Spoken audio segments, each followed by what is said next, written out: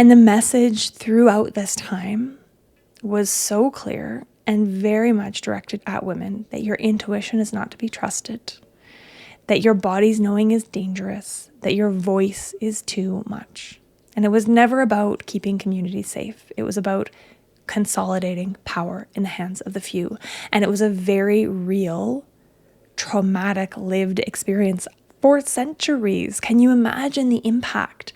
When we think about DNA, impact of trauma and epigenetics of it, multiple generations of women lived in this place of fear of being told that their intuition couldn't be trusted, that their voice wasn't important and in fact had to be silenced, that the wisdom that had been passed down for generations was dangerous and harmful and evil. Hello, beautiful souls, and welcome to the Woo Curious podcast. Your map to the mystical, your key to the sacred, and your guide back home to yourself. I'm Eileen, a writer, a spiritual coach, energy healer, and slow living witch. This podcast is your invitation to explore a world where the mundane and the sacred intertwine. It's a haven for those ready to take the first steps into the realms of magic and mystery, providing a safe space for you to embark on your own enchanted journey towards healing and self-discovery. Here, I'll unveil the whispers of the mystical, the rituals often hidden in plain sight, and I'll engage in sacred conversation intended to stir your soul and lead you back into your power. I'm all about demystifying woo and witchcraft. So, whether you're a seasoned seeker or simply woo curious, I'm so delighted you've decided to join me on this journey. Let's make magic. Hey Woo Crew, today's episode is something a little different. It is the first half of the live masterclass all about the witch wound that I delivered last week. I really wanted to give all of you the opportunity to hear everything that we covered in that masterclass. If you weren't able to attend live, maybe it's tough for you to watch a replay. I totally get it. It can be so much easier to tune in on the podcast, or maybe you're new here and you're just learning about this. So this is going to be a slightly longer solo episode than usual. The masterclass itself ran an hour and 45 minutes. And so I've divided it up into two listening chunks for you. Today is part one, all about the history of the witch wound, where it comes from, and how it shows up in our lives, some really tangible ways that it can be impacting you. Next week, we dive into, okay, now we know what it is, where it comes from, how it's affecting me, what the heck can I do about it? And so next week, we go into the ways that you can begin to heal this wound. There's a really powerful witch wound activation healing in that session next week. So, maybe planning to be somewhere where you can pause and close your eyes when you're listening. And maybe just return to that part afterwards. Either way, I'm really delighted to be bringing you this episode. It's also the official kickoff, reopening of the doors to Unleash Your Inner Witch. And this is my flagship course, but it's gotten an upgrade. So if you've been with me for a while, you'll know that Unleash Your Inner Witch has run, at this point, I think I've done it 8 times. But it's always been a 6-week program, and it's felt so valuable. And so many women have come through this program already, and they've all shared with me how impactful this program is. It is a beginner's course in light witchcraft for the woo curious, but it's so much more than that. What I found was that this 6-week course, there was so much value, so much information, and women were finding so much transformation in that space, but it wasn't long enough. It was too much information and not enough time for embodiment and taking in the information and the practices slowly. And so I've extended the course to be a 12-week program with some really juicy spaciousness, time for integration, more time for questions and connection. And I'm so excited to be launching this out into the world. If you're catching this replay before end of day, February 24th, you still have time to cash in on the early bird discount. It's early bird 15 for 15% off at checkout. And not only that, but when you sign up before then, you'll get an early bird bonus as well, which is a one-on-one oracle card reading with me There are only 16 spaces available. All the details are over on my website. I hope that you'll consider joining me for this next iteration of Unleash Your Inner Witch. Okay, now let's talk about the witch wound. Hello and welcome. Welcome into the Witch Wound Masterclass. I'm so delighted that you're here today with me. We'll be spending the next approximately 90 minutes together discussing this wound, discussing the witch wound and what it is, how it shows up in your life, how it impacts you, how it impacts all of us really, and some steps that you can take to begin to heal it. Before I jump into introducing myself as your guide and a little bit about what we'll be covering today, I first want to acknowledge the bravery that it took for you to decide to be here today. It might not feel like a brave thing to do to sign up for a masterclass, to carve out the time to attend, whether that be live or catching the replay, but I am here to tell you that it is. It's brave because this class is about something with the word witch in it. And despite the current trend of witchiness being cool and accepted, and we're seeing more witchy shops pop up and witch talk is a huge thing. And you're not likely to literally get called out or burned at the stake today if you talk about or call yourself a witch. It's still a very triggering word for many people. And we'll talk a little bit about that as we go through the history behind it and all of that today as well, of course. And it's also a brave thing to be here. Again, whether you're here with me live, whether you're watching the replay, whether you're listening to this on the podcast, because it means that you've chosen to take the time out of your day to tend to yourself. And that, especially as women in this culture, is a radical act. It's a brave act to say, actually, I'm going to take 90 minutes for me. I'm not serving other people in this moment. I'm not being quote unquote productive or useful to others. I'm tending to me. And so acknowledging that bravery in yourself and thanking yourself for taking the time to be here for you. I always like to take a moment at the beginning of these classes, of any kind of workshop or talk that I'm giving, to encourage you, if you are watching this on the replay, or perhaps if you're listening to this on the podcast, because I will be posting this to the podcast in 2 parts, I encourage you to listen on regular 1x speed. And for some of you, that may not even cross your mind. Like, of course, I always watch things on 1 time speed. And for some of you, that might be like, ooh, I feel a bit called out.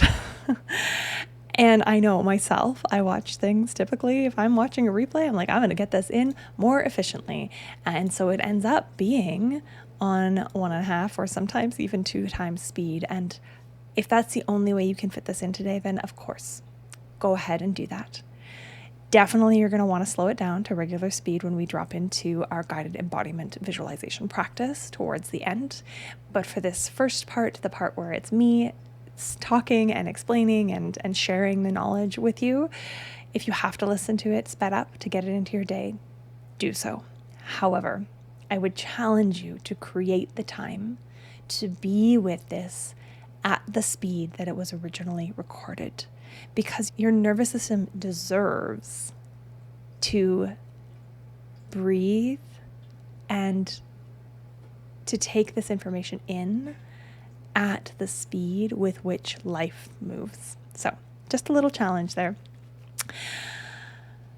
This space today is a safe space, right? There's no judgment here. There is a welcoming of all bodies, of all questions, of all beliefs. It is also a brave space. And so I'm here for your questions, anything that might feel confronting or that you need to voice. I'm here for that, as long as it's presented or questioned in a respectful manner. I always like to remind people as well that in this space, in any space that I'm leading, I am a guide. I'm not a guru. So take what resonates, take what feels true for you, what lands in your body, and leave the rest. I am not an expert on you, only you are that. There is no right way to experience the work today. You might really just experience it intellectually. Some of it might land really deeply. Permission to pause if you're watching the recording, permission to step away if you need a break and you're here with me live. Okay, a little bit about me before we drop in. So my name is Eileen, and I am a spiritual and intuitive coach, an energy healer, and a slow living witch, among many other titles. I wasn't always in this line of work. Before embarking into the coaching and healing world, I was a midwife. So I guess in that sense, I've always been a healer and a witch, as midwives were the original witches. But I want to share a little bit about how, I really recognize as I was preparing for this workshop, specifically how many ways the witch wound had impacted me in my life and how I had to overcome that wound to get to where I am today. And I say overcome because I am healing it, but the healing journey, it's not linear and it's never complete. And there are layers upon layers. And so when you walk away from today, you're going to have some really beautiful awareness. You're going to have some really beautiful tools to start that healing process, but you're not going to walk away healed. If I were promising that, I would be lying. So in my own story, I really have recognized how the witch wound, that fear of speaking up, of shining my light, of standing firm in my power or my desires has impacted me. It kept me stuck in a marriage where I couldn't voice my own desires or needs. I felt like I wasn't allowed to. It kept me there for a long time. It kept me in my role as a midwife beyond burnout. I loved the job, but I was self-sacrificing, constantly sacrificing sleep and hydration and nourishment, all of those physical needs. And I eventually had to decide that the fear of failure, both in that marriage that I reference and in my career, that fear of failure wasn't as big as the absolute need in my body to find a different way, a different path. And as always happens, when we open ourselves to the possibility of more or of different, a different way found me. And it found me through the Center for Applied Neuroscience, where I got my coaching certification, and through the wild medicine energy healers training that was offered by another former midwife here in Calgary, where I live. And those two paths collided. They coalesced in my life, initially as ways for me to cope and heal and grow. And it became very apparent to me very quickly that this was another way of moving in the world and offering my gifts and my magic that didn't require me to be on call. And so here I am, speaking to you, remembering very clearly what it felt like to still be stuck in that place of subverting my own needs to those of everyone around me. So, before we begin talking about the switch wound, what it is, how it's showing up in your life, I first want to just have us land here together. So if you are sitting in a chair, making sure your feet are flat on the floor, feeling into your seat bones, maybe you place a hand on your heart, maybe you place a hand on your belly, maybe you close your eyes if that feels comfortable to do so, or simply have a soft gaze. Breathing in and breathing out, and feeling yourself connected to your breath, to your body, to this moment. And I would love for you to gently pose the question to yourself: what brought you here today? What made you sign up? Why are you here? And can you hold that why in your heart as your intention to guide what it is that you get out of this 90 minutes together today? All right, so let's get into it. I have a tendency to wax poetic, so I'm going to try to keep this to time. But let's start with, what is the witch wound? Some of you might be very familiar with this wound already. Some of you might have heard it thrown around. Some of you might never have heard this term. And so all of those experience levels are welcome here. Never fear. If you don't know anything about it, you're going to leave knowing a lot about it. If you already have a sense of what it is, I'm pretty certain you're going to have a deeper understanding after we wrap together today. So the way that I like to start describing the witch wound is through a series of questions.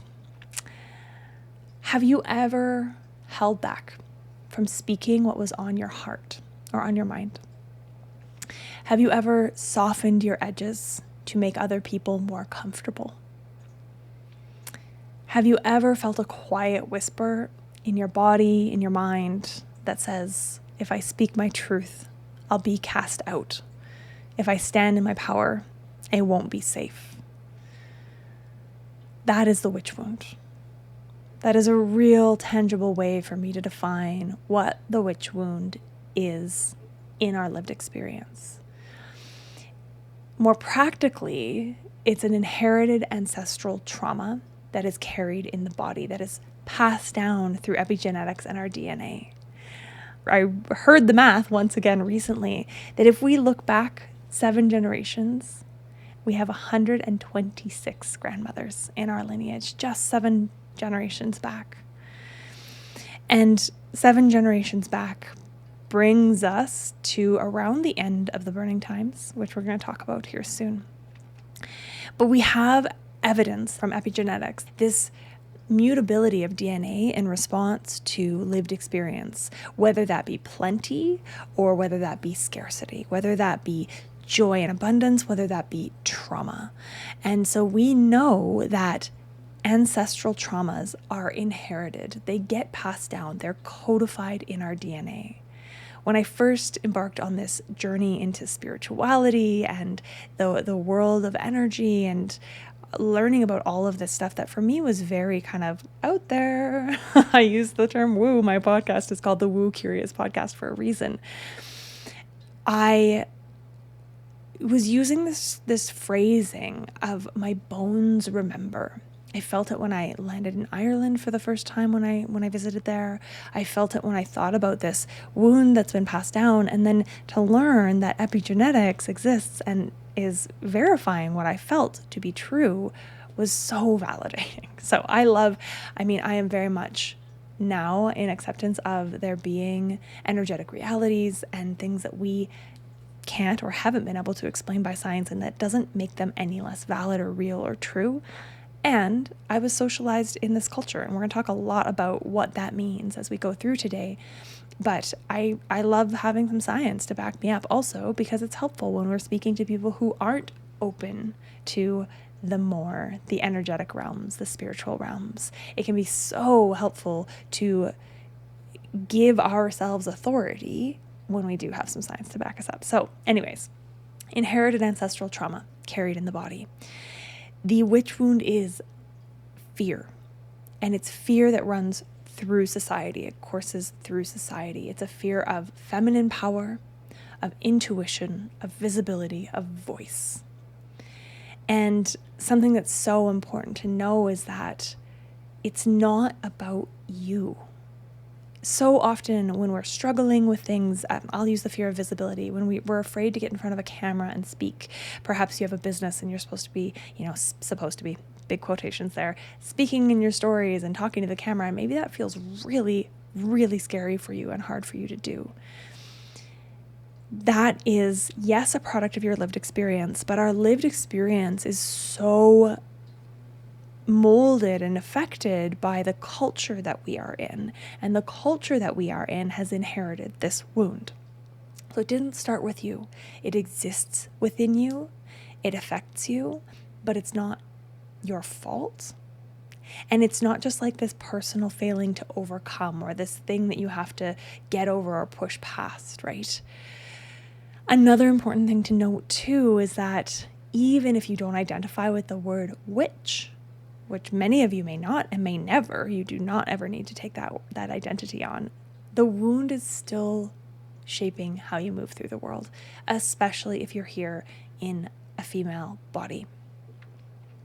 So where does the wound come from? Why does it exist? Or how did we end up with this, right?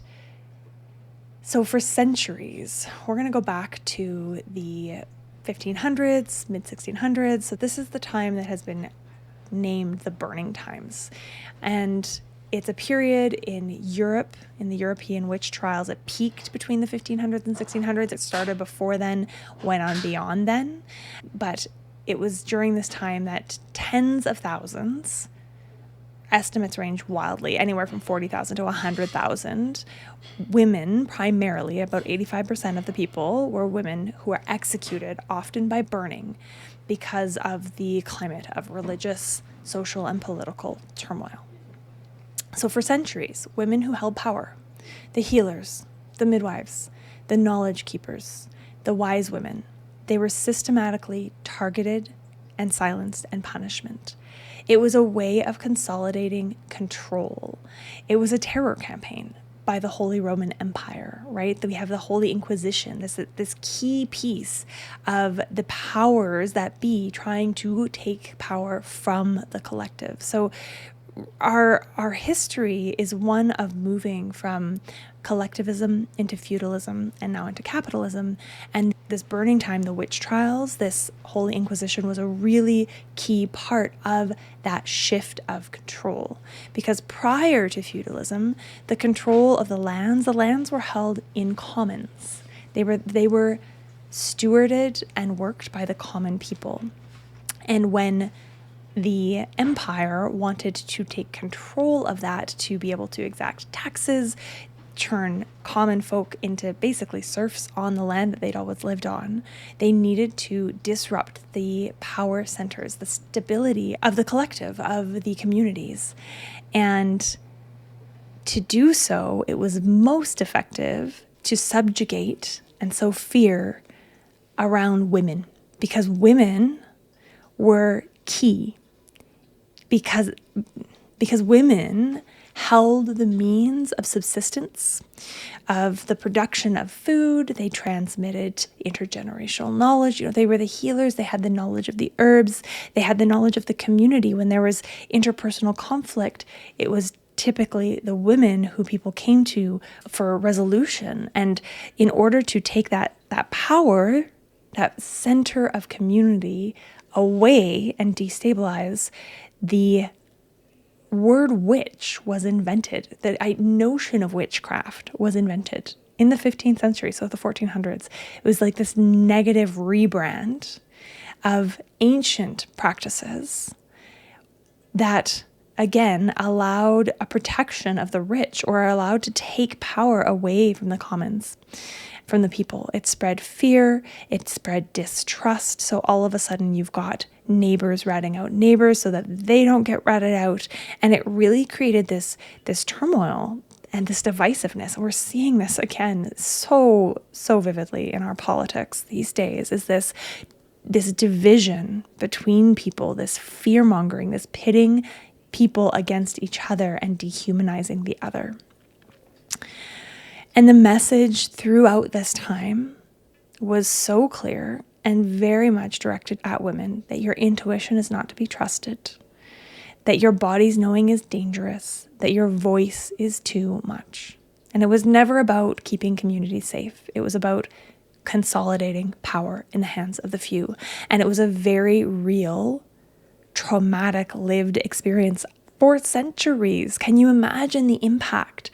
When we think about DNA, impact of trauma, and epigenetics of it, multiple generations of women lived in this place of fear, of being told that their intuition couldn't be trusted, that their voice wasn't important and in fact had to be silenced, that the wisdom that had been passed down for generations was dangerous and harmful and evil. Right? There's this entrenched understanding of women being evil, being bad. And so we have this silencing, this great mass silencing of women beginning in the burning times. So the burning times, we have literal persecution. You say something, out of line, you can quite literally be burned at the stake or cast out of your community, which is almost as bad, right? Humans are communal animals. To be cast out or kicked out of your family, of your community, that is in some ways worse than a death sentence. We have the silencing continuing and carrying on. We have, medical misogyny is a really good example of how this silencing continues, right? Women who are emotional are dubbed as hysterical.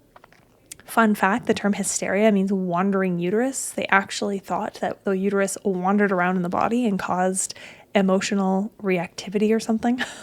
Like that was the cause of women being emotional. And so our bodies were pathologized. We have all of the hand-me-downs of this time still living in our society, right? This dismissal, you're being emotional, right? How many times have you been dismissed? Have your thoughts or ideas or your needs or your criticisms or your rage been dismissed because you're being too emotional? You're overreacting. You just need to calm down, right? We live in a society that prioritizes calm, clear, rational, mental over emotional, intuitive, embodied, right? And this is Descartes. We're going to get to him. We have this really entrenched cultural conditioning that tells us that our worth is tied to being small, being nice, not making others uncomfortable, being productive and useful, right? And logic over intuition. So of course you second guess yourself. Of course you hold back. You've been taught to. And that teaching was a systematic silencing and suppression of your innate wisdom and power. And you're here because somewhere inside you, you know that to be true.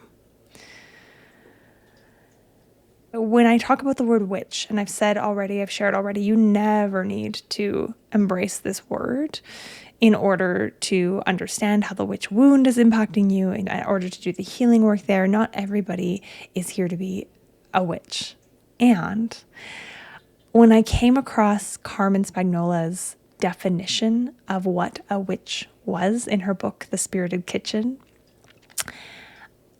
I knew, I could feel again in my bones that, yeah, this is me. This is where I'm landing. This is what I'm living into. I had already claimed the title. I was describing it or defining it as, a healer, a knowledge keeper, a midwife, a community center, a wise woman, connected to plants. All of those things come into it for me.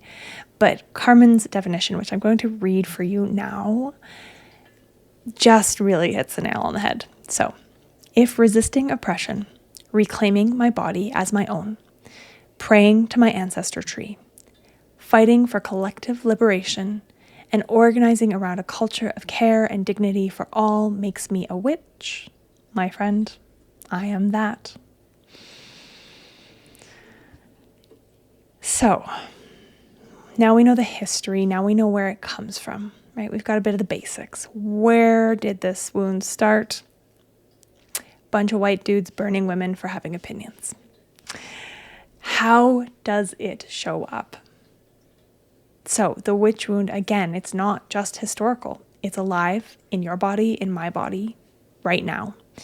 So we're going to look at the ways that it shows up, some of which are really obvious, some of which are more subtle. The first and kind of maybe the most present way, or one of the most present or prominent ways, is in self-silencing and holding back from using our voices, right? We were literally, for years, for centuries, burned alive for speaking up, for using our voice, for speaking out against the powers that be, or for sharing our wisdom in medicine. And while we are not literally burned at the stake anymore today, there is still very much a real fear of being chewed up and spat out and ridiculed and hate-mongered at in the comment sections on our socials, right? We're so connected, and the vitriol that gets spewed in online spaces, especially towards women who are not fitting the mold that society has told us to be, which is prepubescent and yet also sexually available and never aging and quiet, all of those things, we can feel like we're being burned alive. If we speak up, if we speak out, if we balk or buck those roles that have been prescribed for us, right? While we are not literally kicked out of the village anymore, we still can be cast out of friend groups, social situations, right? Cancel culture is real and alive. And so it makes perfect sense that we hold back in meetings or in social settings, even when you have an answer for something. It shows up as over-explaining. I am guilty of this one. I like everyone to know all of the intimate details of my thought process. And it wasn't until I was preparing for this workshop that I was like, oh yeah, that's one of the ways, right? Over-explaining or softening your opinions, right? I'm not sure, but even when you're sure. This might be wrong, but even when you know it's right. Or how many of you use the word just anytime you're writing an email or popping into a text? Oh, I'm just popping in to follow up, or just wanted to see how that thing is moving along, or oh, I just wanted to touch base. I hadn't heard from you yet, right? We're softening. We wait to be asked rather than offering our opinions, our knowledge. And so often we're apologizing for taking up space, right? Sorry for the long email. Sorry to bother you. Sorry to be so emotional. It is alive. It is real. Fear of being seen. Okay, so this is number 2. Number 1, silencing, self-silencing, and holding back with your voice. The second big way that the witch wound shows up, and this might actually be the most common way you'll hear it talked about, is that fear of being seen. Hiding your talents or dimming your light, right? So not wanting to be a show-off or to be braggy or to come off as arrogant, right? All of these things that are so frowned upon, especially as women, right? Men get to show up and shine and be stars. Not always. We still, don't love a super arrogant braggart, but they're allowed in a way that women are not, right? The labels that get thrown at us. Taylor Swift's If I Were a Man song encapsulates that quite well, right? The labels that we receive when we show up and share and shine are very different than the ones that men receive. Imposter syndrome lives here in this fear of being seen. And yes, men and women both experience imposter syndrome, but women are far more likely to let that imposter syndrome hold them back. They are way more likely to be overqualified and still feel underqualified. I remember reading a stat, and I don't actually have the actual percentages, but women are far less likely than men to apply for a position if they don't meet every single one of the qualifications listed on the application. So maybe there's 10 qualifications and they meet 9 of them, but they don't meet all 10, so they don't apply. Whereas men might only meet 5 or 6, but they're way more likely to apply. And so then, of course, men get the roles because the women aren't applying, even though they're more qualified than the candidates that they end up interviewing, but they just don't apply. And that's that imposter syndrome at work again, and that being told that you are not as valid or valuable. Your opinions should be kept to yourself. Your knowledge is not to be trusted. And then, of course, full-on fear of visibility. So social media, being photographed, public speaking, speaking up in group settings, especially group settings where it's men and women present. And then that staying small to make others comfortable. And I know that, the women who come into my world, most of us are empaths, right? And so there's part of it is that, right? Not wanting to make other people uncomfortable because we pick up so easily on the emotions of others. But that's also a product of hypervigilance, right? Needing to be able to read the room to stay safe. And even if it's not true from this lifetime early days, a lot of empaths are children who really had to be able to read a room in their family to be able to stay safe, who had some sort of trauma in their upbringing with caregivers. And even for those of us for whom that's not true, there again, that witch wound comes in, right? Staying small to make everybody else comfortable, to keep the peace, keeps us safe. Or at least that's what our nervous system is telling us. Another way that the witch wound impacts us in this lifetime is in the disconnection from our body and our intuition. So here we come to Descartes, the man I love to hate. Descartes lived in the beginning of the 17th century, 1596 to 1650. So again, thinking back to those burning times dates, this overlaps, right? He came in right towards the end of the height of the burning times. So he lived in this time. And he was a French philosopher, he was a mathematician, he was a scientist. He's called the father of modern philosophy, and his ideas really shaped the Western world's understanding of ourselves. He is the one who said, "I think, therefore I am." And his Cartesian logic, so you may have heard the term Cartesian logic or just Cartesian before, that's referring to Descartes. He came up with this concept of dualism, right? That mind and matter are separate, that mind and body are separate, that humans and nature are separate. This separatism has caused us to grow up in centuries of human generations second-guessing their gut knowing, overriding body signals and feelings, trusting external authorities over our own inner knowing, and then that chronic exhaustion that comes along with it because we're ignoring what our bodies need, right? How many of you have ever not gone pee when you needed to because you were really busy, or not eaten when you were hungry because you're being productive or getting things done? How many of you have prioritized your mind and your learning over your body and its health and well-being?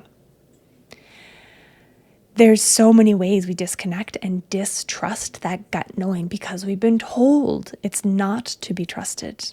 On top of this, it has also created this disease or dis-ease of separability from the natural world. That disconnection from body and intuition is also a disconnection from the body of the earth, and our inseparability from nature became a separability, right? So we forgot that we are not apart from nature. We are nature. We are natural, cyclical, rhythmic beings. And we've been told that we're not, and that those cyclical, rhythmic bodily needs and messages can't be trusted. Another way that the witch wound can show up for you is in people pleasing and boundary setting, right? Saying yes when you mean no, feeling guilty if you do say no, putting everyone's needs before your own, right? And that act, again, because of the way we've been socialized, putting other people's needs ahead of our own, it makes us feel virtuous. It makes us feel worthy. I remember countless times as a midwife where I would be bragging about how little sleep I'd got and how little food I'd gotten, or that I hadn't peed in 18 hours. That truly happened once. And it was bragging rights because I was virtue signaling in a culture that rewarded that, and people would be empathetic and like, "Oh my gosh, I can't believe you could do that." And I felt pride for so blatantly ignoring my tender body's needs as a human. The fear of disappointing other people driving our behavior, and this one's so strong. Again, it goes deep, that witch wound. You disappoint somebody, they might rat you out to the authorities. They might call you a witch, right? If you stop being useful to them, maybe you're a threat to them, or maybe you're just not anymore playing into the ways in which your relationship structure was, where you're useful and helpful and never needing anything. They could quite literally throw you under the bus. And so that lives in our bodies still, and it lives in our the way that we're socialized in our behaviors, right? Our shitty boundaries create shitty boundaries in other people. Other people's shitty boundaries make it really hard to have good boundaries. And this is all wrapped up in good girl syndrome, right? That feeling that we need to be nice. And there's a very big difference between being nice and being kind. We can be kind. And in fact, we should be kind. Kindness, compassion, those are valuable traits. Those are things we should all be cultivating more of. But being nice, and this is where semantics kind of comes into play. Obviously, you can define things differently. But for me, being nice is like that syrupy sweet. You're being nice even when somebody's being an absolute dick to you. You can be a bit of a doormat, maybe even. And we know that autoimmune issues are more common in women than men. A lot of them, these adult autoimmune onset conditions, typically more prevalent in women. And the kind of defining factor is always that, like, she's the nicest person. I can't believe this happened to her. That niceness can quite literally kill us. But it's our nervous system saying, no, this is keeping you safe. This is keeping you safe, right? To be helpful, not make waves, all of that stuff that goes along with being a good girl or a good woman in this society. Okay, just a couple more of the ways that the witch wound shows up and impacts you.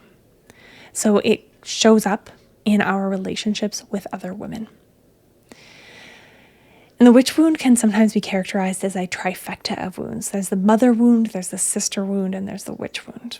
And I'm not going to go into the mother wound today, but the sister wound is a really intimate part of the witch wound, because one of the most effective tactics of the Inquisition, of the burning times of the Church and the Holy Roman Empire trying to control by sowing fear, was that they pitted women against each other. They pitted neighbors against neighbors. And they created this culture that has then been passed down to us, where we are told, again, from a young age, that other women are not to be trusted. This culture of competition instead of collaboration, of judging other women really harshly. And that's that internalized patriarchy, right? Who does she think she is?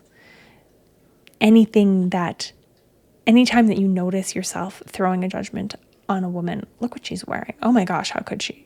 Why is she being so loud? Whatever it is, bossy, bitchy, all of these terms that often it's men putting them on women, but then women put them on other women too. And again, it's that internalized patriarchy and signaling that we're not like those women, right? We'll be a good girl, we'll stay in our place. Even if that's not who we are consciously, there's a lot of that going on under the surface often. A fear of female power, including our own. And so I think that often when those judgments come up, maybe you're, at a work gathering and a woman walks in the room. She's not a friend, she's not a sister, maybe she's a colleague, maybe she's someone you don't know. And she walks in with presence, and she's magnetic, and she's loud and chatty, and she's vibrant. And often our bodies will respond by contracting. And we'll throw that judgment or cast that, who does she think she is, kind of shade. And what that really is fear. And sometimes a little bit of envy, fear for how people might respond to her, fear for her, even if we don't recognize that. And a wish that we could be that way too, but a fear that if we were, again, we'd be too visible, we'd be a target.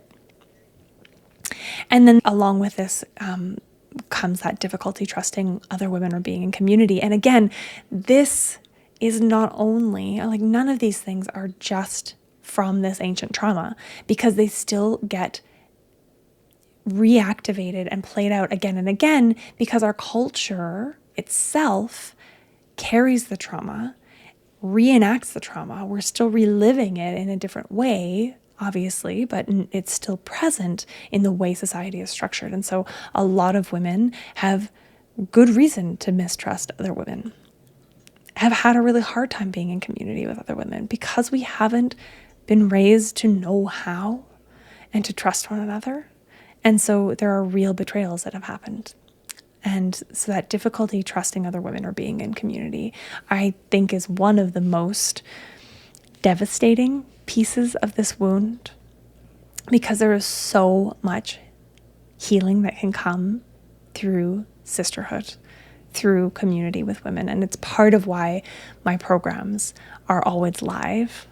And the community aspect is such a big piece of it. It's the reason I stopped offering only one-on-one. I still do one-on-one coaching and healing work with women, but I started offering more settings where there was community because I was really recognizing the need for that as we continue to shake off the patriarchy.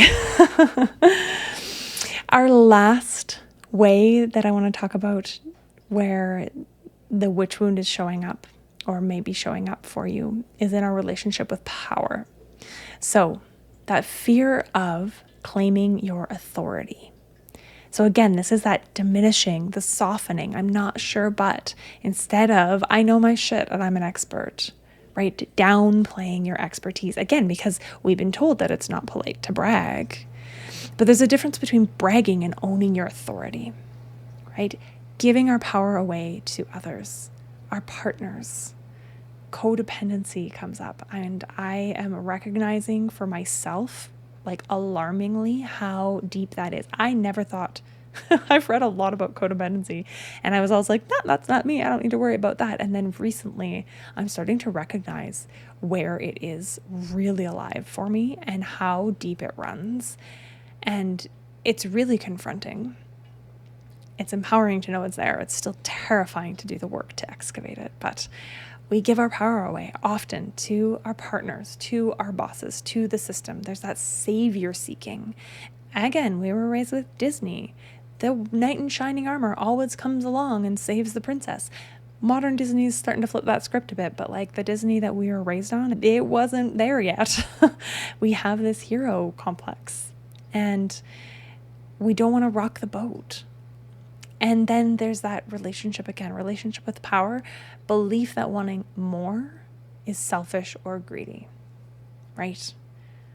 Oh, I don't really need more. And so we have the egotistic billionaire maniacs consuming all of the resources, devastating our planet and our societies. And we have these heart-centered, incredibly talented women going, oh, but I wouldn't want to be seen as greedy or selfish by going after more. When we know that women with money, again, there's always outliers, but women who've done some healing work, who are heart-centered and heart-led, women with money do good things with their money. It goes back into the community. It's not hoarded in the same way. So if you feel selfish or greedy for wanting more,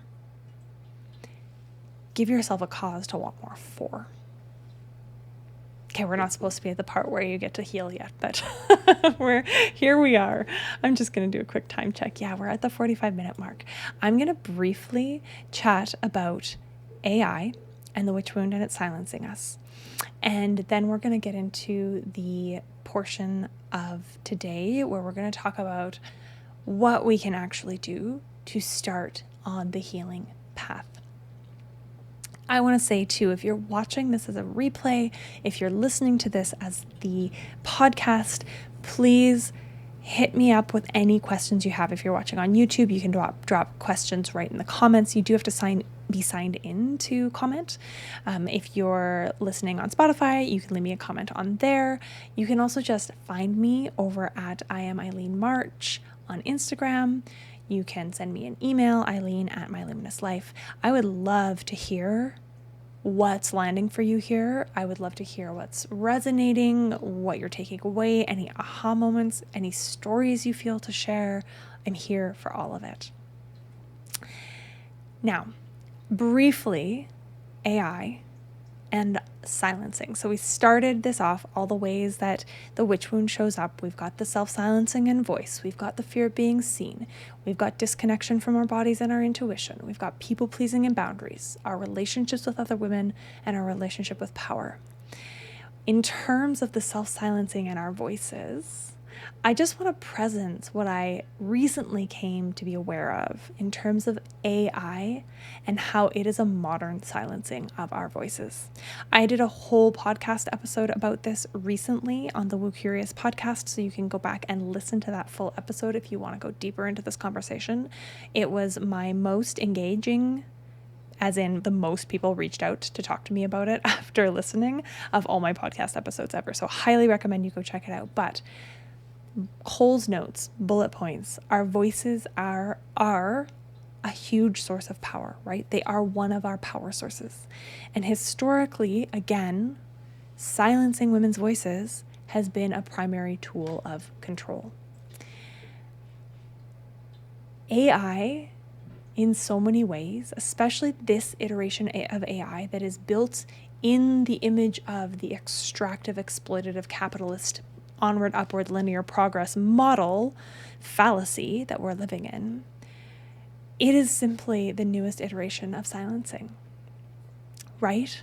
So many of us are turning to AI to create content, if we're in business especially, to write our emails, to think for us, to create for us.